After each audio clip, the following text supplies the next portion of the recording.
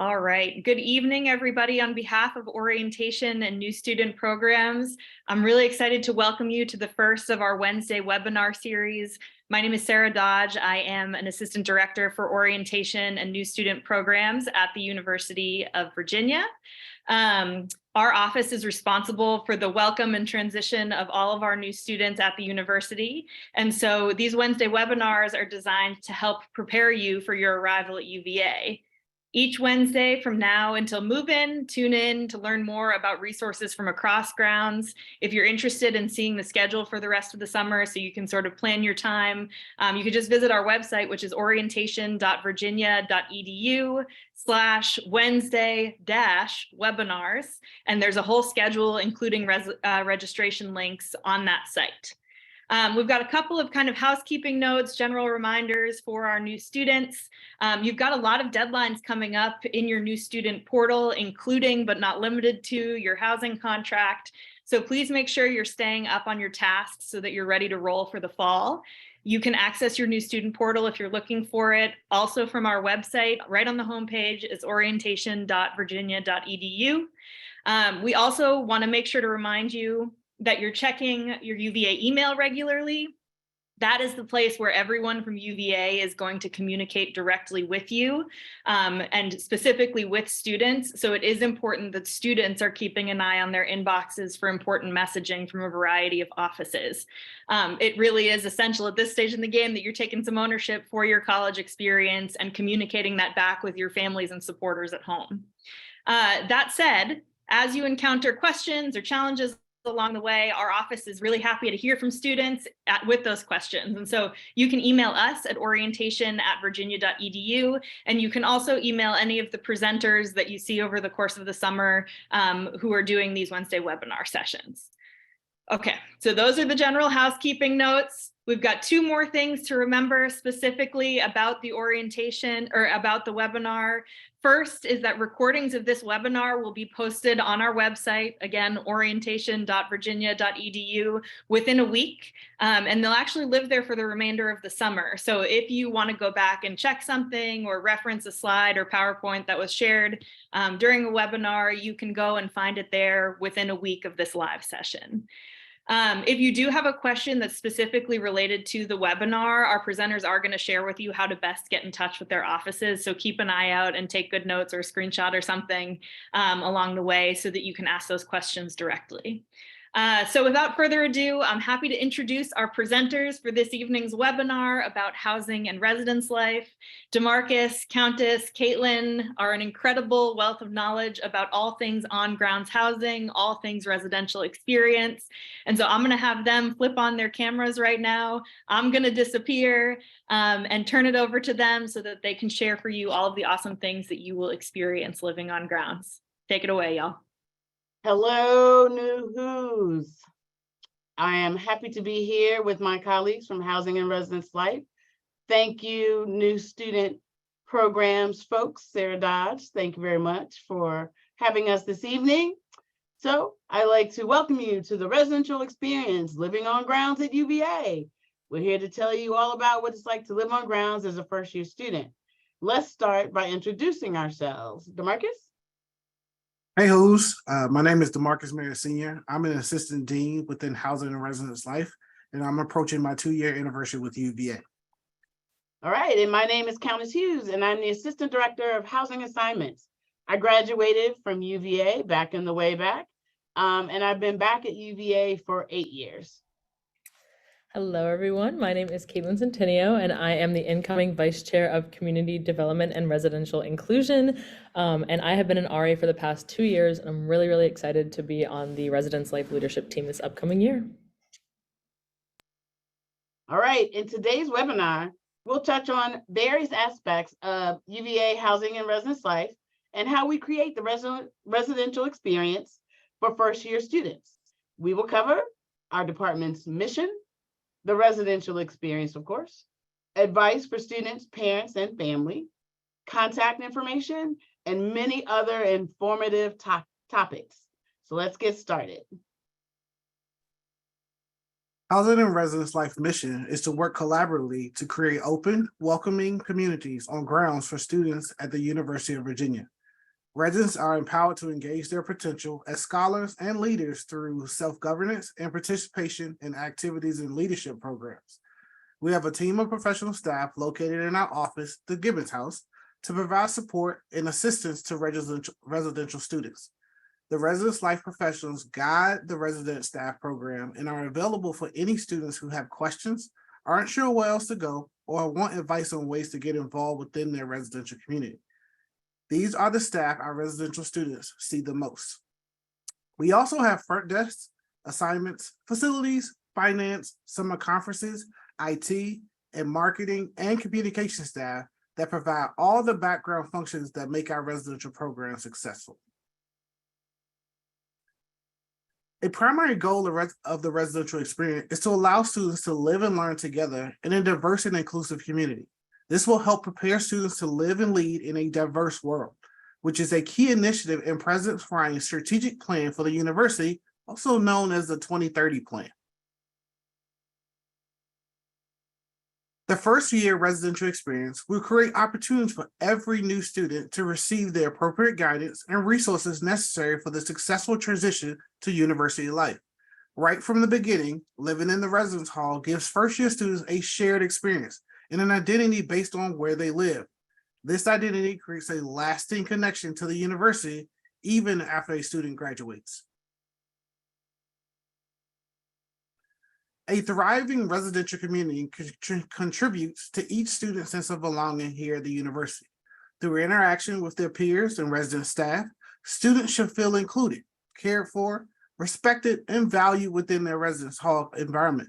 The community where they live also serves as a foundation for students to connect with others, build relationships, and practice leadership skills and self-governance. All right, so all first-year students will have a resident advisor or an RA who will be there to support them throughout the year. An RA is an older undergraduate student who lives alongside residents and serves as a resource to them throughout the year. The RA will either be on the student's hall, in their suite, or in a suite nearby.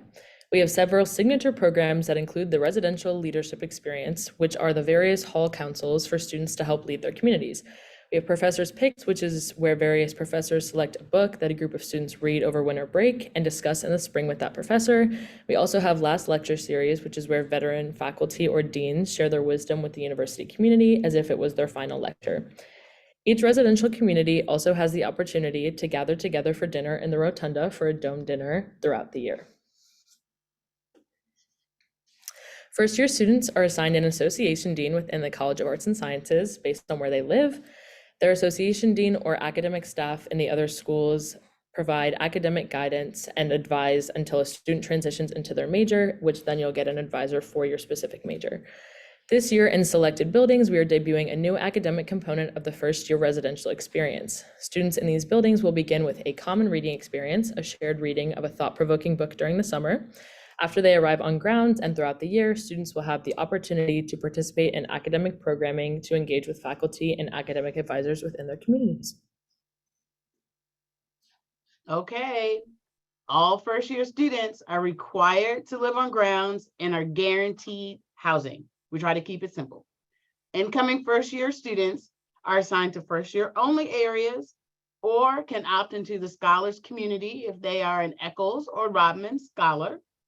Apply to any of the 3 residential colleges which stay open during winter break, or opt into mixed gender housing on the application in the housing portal. Note that the residential colleges have a separate application or application link in the case of Brown College. That can be found on the application in the housing portal. Note that we are not able to accept preferences for hall style, suite style housing, or for a specific building or residence area. But before you can have the residential experience, you need to make sure that you know the important application dates. The application is currently available, but you already knew that. The deadline is June 1 at 11:59 p.m. So you have time before that to edit your application and think about whether you want to opt into a special community, such as a residential college. Any medical needs for housing should be documented with the Student Disability Access Center, or SDAC, by June 1. We encourage students to elect to be assigned a roommate and not request a specific roommate. What a great way to meet someone new in your class. If you do want to request a specific roommate, the roommate preference phase of the application will happen from June 8th until noon on June 12th. Check your UVA email in early June for an email that will detail that phase of the process. Room assignments are scheduled to be posted near the end of June, on June 28th. All right, so speaking of roommates, for many students, this might be the first time you are sharing a room with somebody. Learning to live with somebody is an important part of the first year experience here at UVA. We believe the key to a successful living situation is open and honest communication, not just when we first meet, but also in the day-to-day, as you will learn to resolve the inevitable differences that surface when 2 or more people live together. You don't need to be friends for life, but showing consideration and fairness goes a long way and is crucial to building mutual respect. All residents will complete a written roommate agreement during their first month after move-in. Roommate agreements are a crucial part of building a strong residential community. They supply students with an opportunity to clearly communicate their needs and expectations and can help prevent major conflicts from emerging later on in the semester. When conflicts do arise, RAs can serve as mediators and help students to find solutions. Our student and professional team work closely with orientation and new student programs and welcoming and transitioning new students to UVA. In August, each RA will reach out to their community to welcome new residents, introduce themselves, and help them through the initial move-in and first few weeks here in the semester. The first year residential experience begins in earnest as we approach August move-in. As students arrive on grounds, RAs will be around the floors and in the suites to meet residents and answer questions. RAs will hold floor meetings the night that their communities move in. After moving in, Wahoo Welcome is a university-wide program during the first few weeks of the semester that helps to prepare students for life at UVA and help acclimate to grounds. All right, first year move-in days will be on August 17th on Thursday or August 18th on Friday. Each building is assigned one of these 2 days. So you will find out your move-in day along with your housing assignment in late June. To help manage the traffic flow on move-in days, each student will be assigned a specific 2-hour appointment for their arrival on their move-in day. Students attending orientation session K will be approved for an early arrival, an early arrival and move in on Tuesday, August the 15th. Greeters may be available to help students transport items to their rooms. Look for volunteers wearing greeters t-shirts.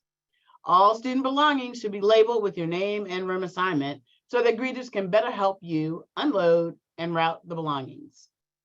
The 2-hour move-in time period covers your arrival, unloading, and transfer of your belongings to your room.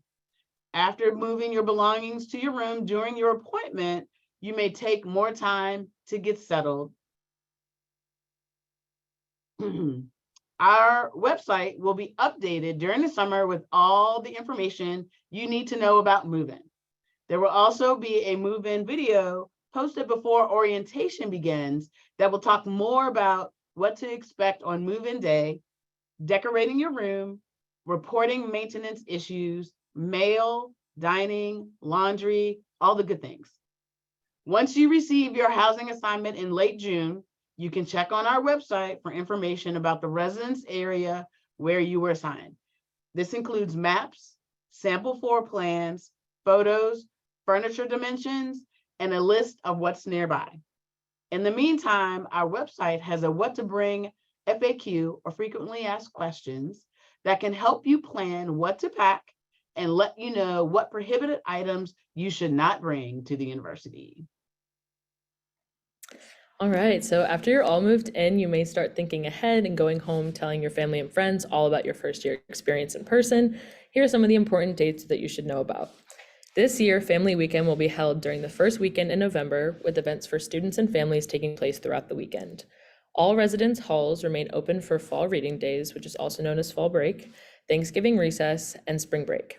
During winter break, first-year residence halls close and only the residential colleges and other upper-class areas are open.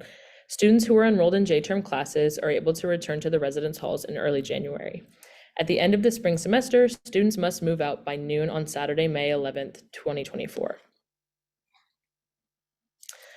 Early in the fall semester, we begin advertising and recruiting students to participate within the dorm communities through association councils and as representatives to the first-year council. Elections for these roles are held in September, providing first-year students with early leadership opportunities. As classes start and Wahoo Welcome and events have concluded, RAs are encouraged to form individual relationships with each of their residents and build a strong community. They offer an array of events and activities, some occurring within their dorms and some elsewhere on grounds.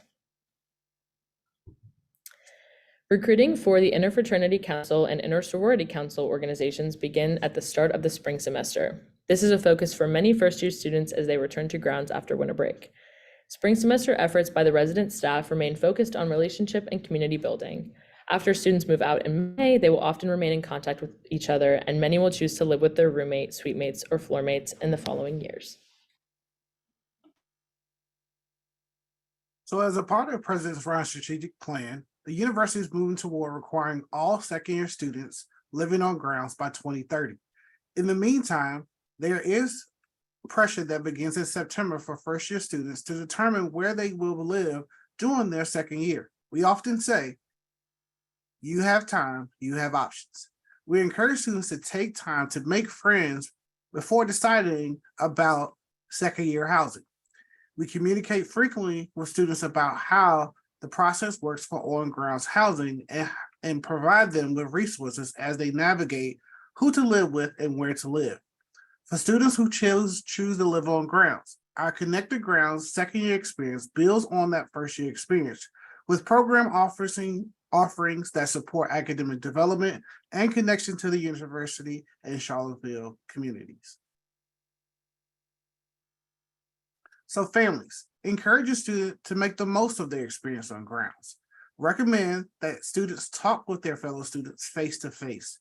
Determine communication plans for how you want to check in with each other. For example, this could be a once a week on Sunday afternoons.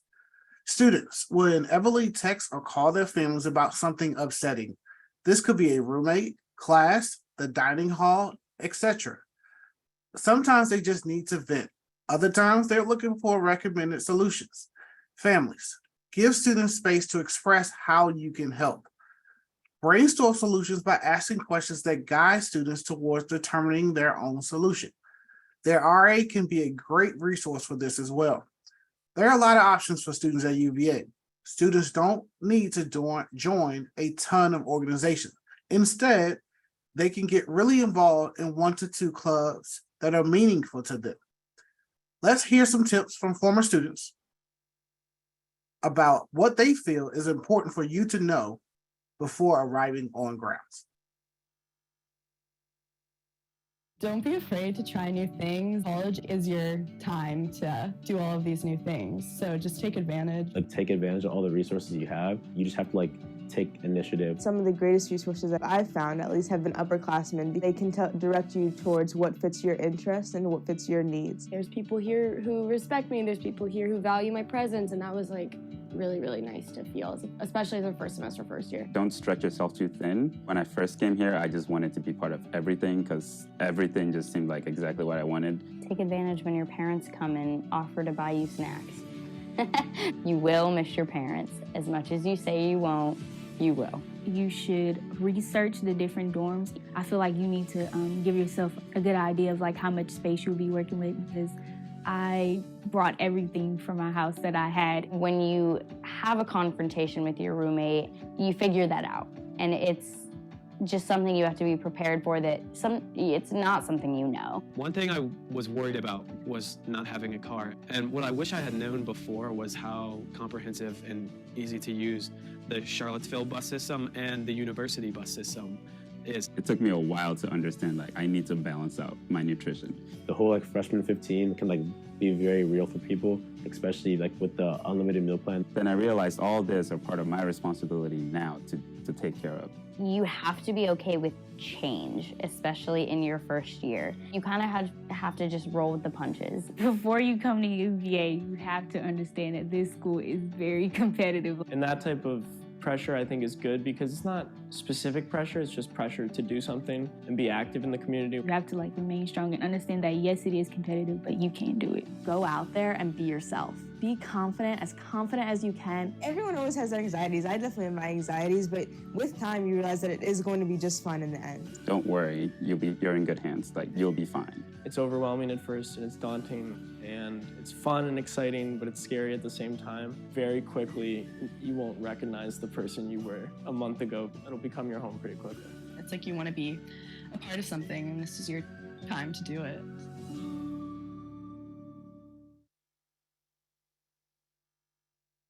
All right, so we have come to the Q&A or question and answer section of our webinar. And so I'm going to go ahead and just start at the top of the Q&A, and we'll kind of go from there. And to my esteemed panelists, start to think about what is the 1 or 2 pieces of advice that you have for students coming to grounds. And we'll kind of give our last pieces of advice at the end of the webinar after we answer the questions. So the first question is mixed gender housing is not a part of the first year only housing. Actually, it is. We didn't mention that. That is another special community that you can opt into on the housing application. And there's another question that says, what does mixed gender housing specifically mean? And it's, so our residence halls have wings and they're also suites. So if there is a situation where it's hall style and it's wings, then perhaps one side might be one gender, the other side might be another gender. So there would be males and females on the same floor. And if it's in the suite style, then in the suite style, an RA might have a female and a male suite versus right now, all of our hall styles are single gender floors and all of our RAs in the suite style have single genders. So it's an opportunity for a co-ed experience, but in the room, the students would be assigned based on the gender marker in our housing system. Let's see, so our next question is, if a student is admitted into a residential college, are they guaranteed a place to live there for all 4 years? Well, you will find out that here in housing, we don't really use the word guaranteed a lot, except when it comes to first year housing. But I will say that our first year students currently, because things could change as we head to 2030, where all second years are planning to live, we're scheduled to live on grounds. But right now, our first year students who live in a residential college participate in what we call the return to the same area. So upper class students have the opportunity to elect to stay in the area where they are currently, and that happens in November. And then after that, the room selection goes to our rising first year students in our first year areas, and then they pick second. And then any upper class student who wants to pick a different area would then select housing after all the rising second years or our current first years. So right now, all the first year students who live in residential colleges have the opportunity to stay in that same area during that room selection process that happens in November. So again, don't use the word guaranteed very often, except when it comes to first year housing. Okay, so another question. There are only 2 hours to move everything in and get unpacked. So, so no, it's not 2 hours. It's just a 2-hour time period for that initial moving in of items, right? So you pull up, you get your stuff out your car, you put it in the room, and then you move, somebody moves the car to get ready for the next person coming in. And so for that time period, it's a 2-hour time period. It's a little hard to manage 4,000 students moving in on 2 days, right? So we give you that 2-hour period, and then you can come and go as you wish after that. But that closed parking space where we're unloading may not be available. So, but that's sort of what that means. That's what that time period is. But you can certainly come and go after that initial move in. Okay, so our next question. I realize that some students find a roommate on their own, people they know via social media, but I have heard that there's also a way to do this via a process that you have in June through the housing application profile or something. Can you provide more information about how this works? So within the housing portal, during the roommate preferencing period in June, there is a roommate profile that students can fill out, right? That is a profile they use, and then they can use their answers to those questions to search for other students who may match those questions. And then they can send an invitation to be, hey, will you be my roommate? And then the other person has to either accept or decline that invitation before they can move on with preferencing another roommate. So yes, you can search during that time period in our housing portal using the roommate profile and search feature. Now, if you choose to be assigned a roommate, it is done randomly, right? So we do not use that profile that you fill out to then match you with someone. So as someone who's been working in housing and residence life for 30 plus years, there are no amount of questions that anyone can ask you that you would then answer honestly, because that's always the question, answer honestly, that would then kind of create this perfect roommate environment. So Caitlin, do you want to talk a little bit about your experience with working with students and roommates? Yeah. Do you want me to talk about just like the process of people going random versus selecting a roommate? Yeah, and maybe what you found in terms of just your experience of, working with your residents in the past. Mm-hmm. Yeah. So I can talk a little bit about my personal experience and then the experience of my residents. So I selected a roommate. I also came in during COVID, so it's a little bit different, but I selected a roommate through social media and we were able to talk and get to know each other a little bit better.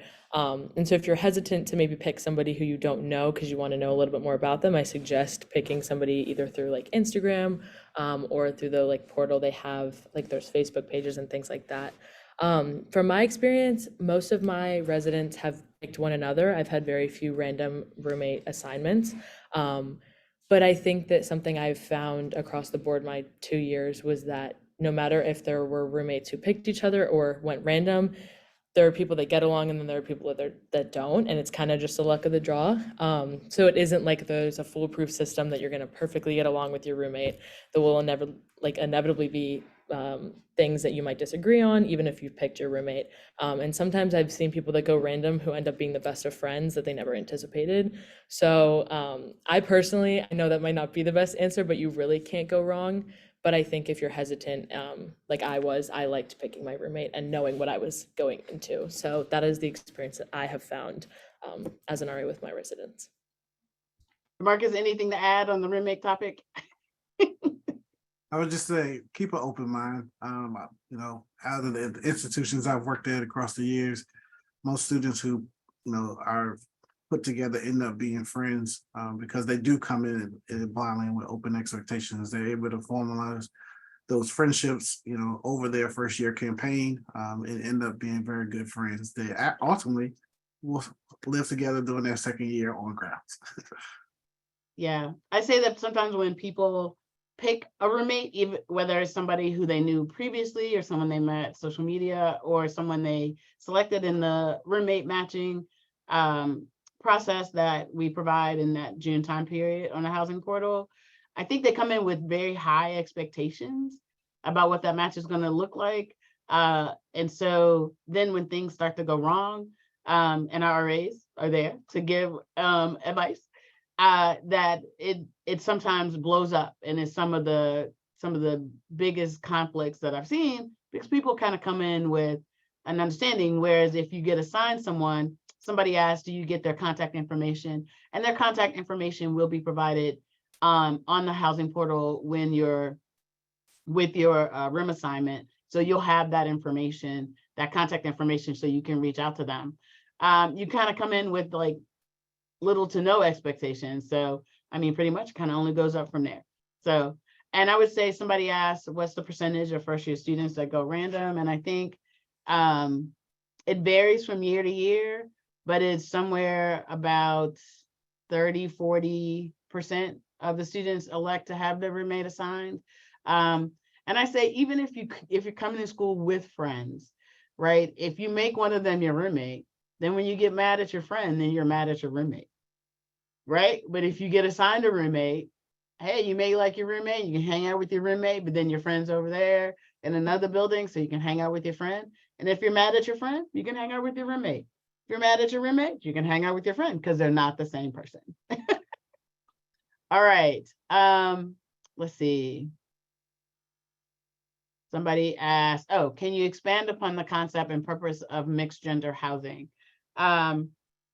It's the concept is just that instead of having a hallway and two wings of a building be the students that identify with the same gender marker, it's just an opportunity to live in a co-ed environment. Pretty much every, before we offered this option a couple of years ago, every school that I had worked at they have co-ed floors. And it's just an opportunity not to be, it's just a different, to be kind of, in my mind, kind of like live how the world is. It also provides students who identify as gender fluid or non-binary an opportunity to live on a floor where they see people who may identify like them, but that is not the only purpose. Basically, I think the idea is that the world is co-ed, and so here's that opportunity, but students opt into it, right? So you don't have to opt into it if that's not your jam. But if that's a jam and you want to like figure that out, then opt into it. And we have some pre-designated floors in all the different first year areas. And so if we have more students that opt into it, then you may not be assigned to a mixed gender floor or a suite. But if we don't have enough who want to opt in, and then we'll change that. So again, if you opt in, you may be assigned there, but certainly you wouldn't be assigned there if you didn't opt in. Okay, is there a place to send boxes before move-in? Yes, there is. So Housing and Residence Life, we have our own mailroom staff. And we have, I think, 5 mailrooms in different areas across the on-grounds housing. And there's some job opportunities there because we have students who give out those packages. And so there'll be more information about when to send those boxes because we don't have a lot of storage, right? So don't send them all. And I think one of my things about move in and how much to bring is perhaps you live in a room by yourself currently. Well, think about how much you could fit into half of that because that's what you'll be doing. Likely is sharing a double space with somebody, maybe not that much bigger than the current room you live in. So think about how much you really need before you send it or bring it. Okay, somebody is in ROTC, Reserve Officer Training Corps, and they report early. So yes, we'll have an opportunity for those who need to, because of university university organizations need to arrive before the move-in day. And so there'll be an early arrival form that will be on our website. And I think it opens in mid-July. And you can request an early arrival. And mostly the early arrivals that are approved are those who are part of university organizations like ROTC or athletics or band or things like that. Okay. All right. I think DeMarcus, this one's for you. Can you talk about security for the students and what kind of systems are in place for students to feel safe? Okay, had to find the mute button. Yeah, so basically one of that security mechanisms is also ensuring that we have access control facilities, right? So when your students access will be linked to their ID card. They will go through a process to enter a PIN to be able to enter their individual rooms. But knowing that also we all have a role and responsibility in keeping our community safe. So we all make sure that we're reporting things as things may be of concern. But that's also why we have our residential advisor staff that live on the halls as well. And their areas are marked. So, and our staff will be ready and available and welcome to introduce themselves so you know who they are and where they are in the building to help with those concerns and to be able to help report them accordingly. But also we have, our own, as some universities we have our own police department on grounds, and they are a great partner that we have. So we do partnership programming with them, but we also, they are very familiar with our facilities.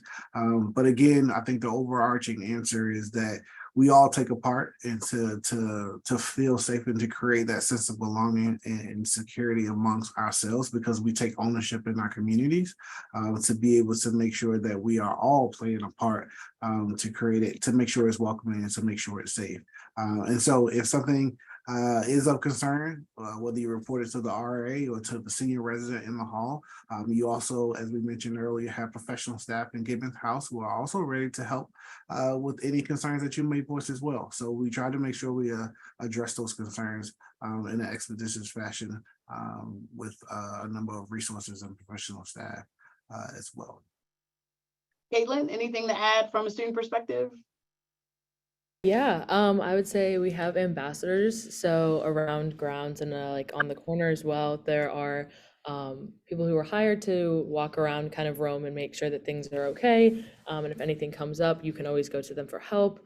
Kind of like what DeMarcus said about the UPD, also they drive around grounds as well. So if anything were to happen, they're kind of just roaming around at night. They also have something called blue phones, which you will find once you get to grounds. And those are if you're walking and sort of feel unsafe, you can click them and they have a phone attached to them.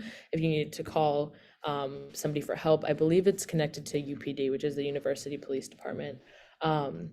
And something that I found is, again, what DeMarcus was saying, with getting into your building, you have swipe access with your key card and you have to scan in multiple times to get to your specific room. So it takes a lot for somebody to be able to do that. And so it feels very safe knowing that you need your specific key card to get to your specific room. Because that was also something I was very afraid of coming to college, and knowing that that was the process made me feel a lot better. Okay. I will also say that it's very helpful for our parents and family members and friends and folks out there to talk about the things that students may come across, right? Things that you may happen on, or being confident enough to say, yeah, that's not my jam, so I'll check y'all later. Or to say, even if you don't say it, just say it to yourself. You're like, I feel like I should probably roll out now. So, just having the confidence to do that. And so the best advice that, my parents gave me, they taught me things like, not that first years will have cars, but like when you drive, don't like have enough space between you and the car in front of you to be able to pull around. Be aware, don't walk around with your headphones in, like be aware so you can hear things, and just sort of that life advice that parents know because you got that life experience, and share that and talk about what situations you might find yourself in and how to get out of that and how to be safe, and what it's like walking around. We also have buses that run at night and Safe Ride and all kinds of things. All right. Okay. Let's see. I noticed that extension cords and outlet extensions are not permitted in the dorms. Why is that? Are there any alternatives for those that are permitted? Caitlin? Yeah, I can't remember what the acronym or like letters, it's not HDL or LDL, it's something like that. There are specific extension and power strips that you can get at like Walmart. And they UL. Is it UL? Yeah. I didn't even know what the letters were, but like UL approved. And those are okay to have in the dorms as like a power strip. They just don't want you to have like really long unapproved extension cords that could potentially cause fire. So you can have certain ones, you just have to make sure they're approved once you buy them at the store or online. Okay. And someone has asked, can you explain what else happens after move-in? Do families leave that day, or is there programming for families? I think that really the programming is the Wahoo Welcome, and all those events are events that are student focused. So I would say that most families just, they do like leave that day. I know my parents, we pulled in and they helped me like carry my stuff up. Maybe like my bed got made and I hung up some clothes and they were like, see you later. And I was like, okay. And actually that worked out really well because I started just walking around and I happened to see somebody I knew from my hometown that I didn't know. Well, he actually didn't go here, but he was moving a friend of his in, and I met them and they became my best friends for 4 years. So it's a great opportunity to just kind of get out, walk around and see who's out there. So, and then come on back for family weekend. Let's see, is the time for move-in times assigned for both roommate, or is each assigned a different time slots? I think that they are assigned different time slots, but there'll be an opportunity in late July after you get your assigned time to go in and see if there's another time available on that day. Like you might get an early morning time and maybe you live a little farther away. You're like, oh, I wonder if I can move in a little bit later in the day. So there's an opportunity to search for that. So time slots can potentially change after they are assigned. Let's see. If we purchase a fridge and microwave on a micro rental service, how are those items delivered to the dorm? So that company will place those units in the room prior to your arrival. Will there be any rolling carts provided to help us move our belongings for move-in day? Caitlin's shaking her head. It's not a lot of them, but they do exist. There's like 4-ish maybe per building, but they go really fast. So yeah, I would advise maybe if you have the ability to bring a small cart or something that may help you with some of your boxes. Some of the areas don't have elevators, so the wheels they will not have roller carts there. So that's where sometimes we try to focus our volunteers. But I would think about, again, how much do you need to bring? What I used to tell people is like, you need 5 rolling duffel bags and that's it. That's all you need. If you like a quieter environment, not a lot of late night partying, do you have certain hallways in each dorm that can accommodate that? Caitlin, do you want to speak to how students manage that? yeah, for sure. So we don't have specific dorms that are accommodating to that specifically, but something that happens during your first hall meeting with your RA is you set norms for your hall, and a lot of RAs will set quiet hours. So it's like, Mondays through Fridays after 11 p.m., the hall should be quiet. And if it's not, you can, text them with like a noise complaint, and they will help to mediate that to make sure that like everybody's feeling comfortable and safe in their living environment and feels that they are respected. So that happens along the halls. And then if it becomes like a larger problem, you can talk to, higher ups. But that's usually something you want to talk about with your roommate to make sure you're on the same page. Like, hey, I'm not necessarily going to be going out. Like, are you thinking about going out? Just to try to make sure. So if you're thinking about picking a roommate, picking someone that's similar to you in that way. But yeah, talking to your RA is very, very helpful for that. I've had a few of those incidences where people needed it to be quiet and I just send a text and it usually just goes away and it's really good. So we don't have specific dorms, but RAs can be very helpful there. Okay, which sort of leads us to the question is, how is it to change your roommate if things don't go well? And my response is not very easy, because the first year class is quite full. And so generally there are no open spaces for room changes. I will say though, however, or maybe I'll let DeMarcus talk about kind of managing that roommate, those who think that they need to change their roommates, and what that process looks like for helping students manage those conflicts. Yeah, for sure. One of the things, again, and we encourage you to come with an open mind, right? Especially if you may not have lived with someone, because you're asking yourself right now, your student may be asking, what is it like to live with a roommate and I've never lived with anyone else, or I've never shared a space with anyone? And it's a great question. But I encourage students and families to consider, well, what is it like to live with me? Right? What does that look like? Because I'm going to need to advocate that to the roommate. And again, our RA staff are great in helping to facilitate those conversations to talk about, the similarities, the differences, and help massage what that co-living agreement between you and your roommate will look like, and we'll be able to assist you all to. So if you're not as comfortable with talking, I also think it's great, families and support structures, practice with your student and have them communicate. I like the air on 70, or I like the air on 65. I like it very cold, right? So I have to negotiate with my partner, but we definitely encourage you to, as you keep that open mindset, to also think about, what is it that I actually want? What is it that I actually need in this co-living environment? And then also what resources, such as the RA or the senior resident, that can help me facilitate and communicate that. We typically see that the conversation is what does not happen. That ultimately is on the other side of the conflict, because that even when it reaches my area, the first question I'm asking roommates is, have y'all talked to each other? And it's usually, no, actually not.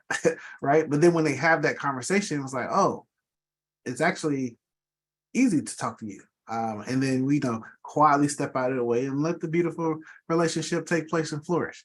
But again, if you do run into something that is not as favorable for either roommate, we try to work that to help you navigate that as best as possible. But understand that, as Calvin shared, that our freshman capacity, housing capacity, is pretty full, so it doesn't give us as much wiggle room as some other areas may have, or that you may have heard of, when it comes to trying to change rooms. But we want you to that is a part of the experience, is communicating and advocating for yourself, and working through any particular issues that may arise in that particular environment.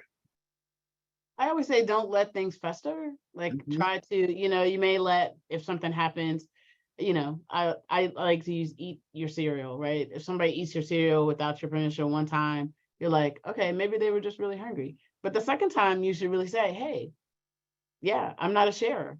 And I would appreciate it if you didn't eat my cereal, right? And then, or if you need something, let me know first, or ask. Yeah. Right. And don't let it be, 5 times and then they've eaten your whole box of cereal, and then you lose it.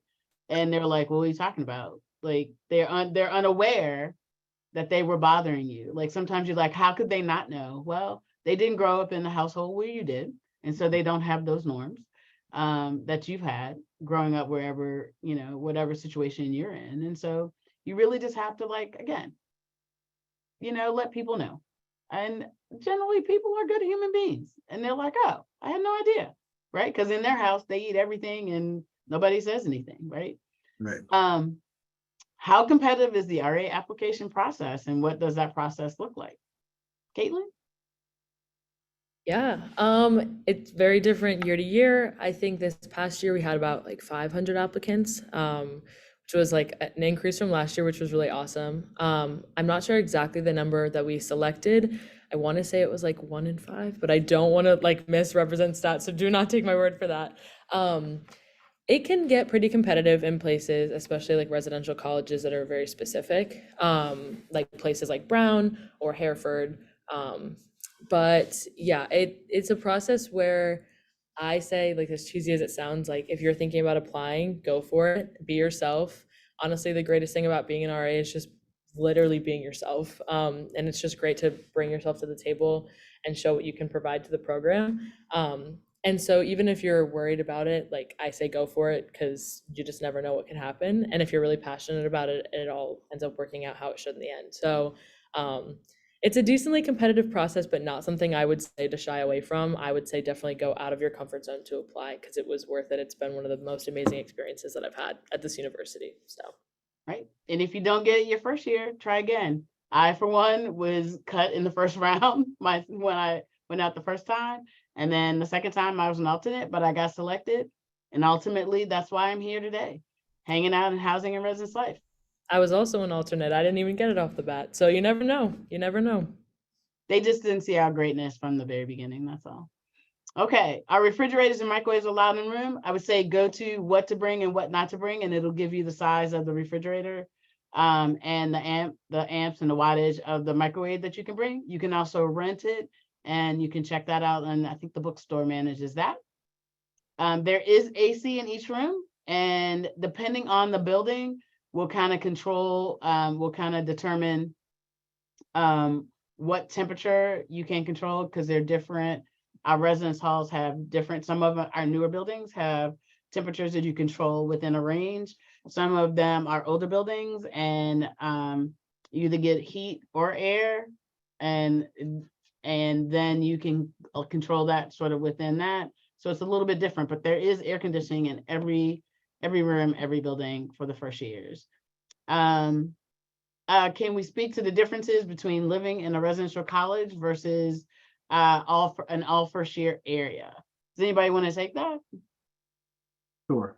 Yeah, typically the difference that I've noticed as somebody who works directly with the residential colleges is more, sometimes there's just more specific programming that happens within the residential college because they have additional faculty, staff that are geared to produce that programming and produce those different connections. But in other areas, especially in the first year areas, we have the RAs, our senior residents, and we also have other entities that also program across the dorm association. You also will have, which is also a great leadership opportunity at some point to consider, for students to consider, is ASCO, which is basically like a leadership opportunity to kind of be a pulse and extra voice for your fellow residential community, to be able to put on programs, facilitate experiences that others may enjoy and learn from. So that is the kind of specific difference. Sometimes a lot of people opt into the residential college either based on proximity to maybe where their classes are, or if they are identifying someone who they are familiar with, then they will opt to maybe be in that particular space.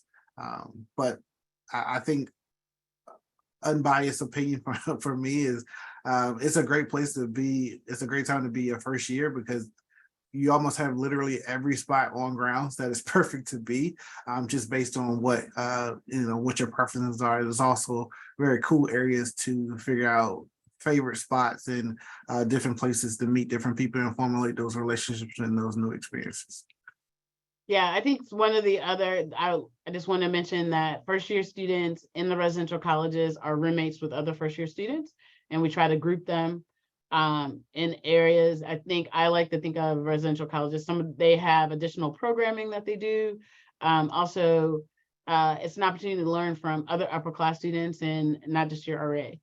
And so a lot of them have peer mentor programs that they do with the first year students, and they're generally sometimes a little smaller community overall. And so as they say, it's intended how things started here, living with students and faculty as a faculty principal for each of the residential colleges. All right, we just have a few minutes left, and I think there may be some other announcements. We're all set on our end, Countess. So if you'd like to keep going or wrap up, either way is fine by us. All right, very good. I just wanted to check in. Let's see, I'm going to try to pick a couple of last questions. Let me put up our contact slide here. You can check out our website at housing.virginia.edu and can probably find the answer to many of these questions. You can also email us at housing@virginia.edu. If I didn't get to your question, there are some, if there are any special needs out there or special requests, Some folks had some other questions about mixed gender housing. You can find some information more about that. But if there are specific questions related to that, you can email us and we're happy to help you individually. With that, let me see if I can get a couple more questions in. Somebody asked about singles. There are maybe 10 design singles. If there are students who need singles for a medical accommodation or some other special reason, they can let us know. But there are no really design singles. That room that the person was talking about was taken away in the renovation of the McCormick Road buildings. But I remember that too, because that's where I live. What's the difference between Shea House and other residential colleges? So Shea House is an upper class area only, and that's a language house. And we also have a French and a Spanish house. And those are places that you can apply to as you become a rising second year. And our residential colleges reviewing applications currently. They receive the applications after June 1, and they review and rank all the applicants. And then if someone has applied to more than one residential college, we try to assign the student to their top pick of residential colleges based on where they were accepted or the rankings.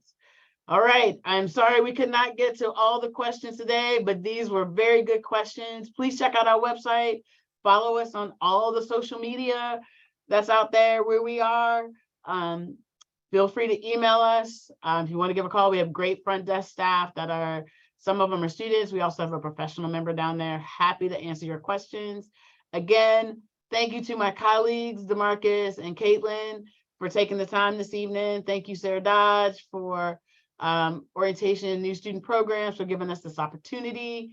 And we hope that the people watching on the recorded session enjoy it as much as we did tonight. Thank you very much and have a good night.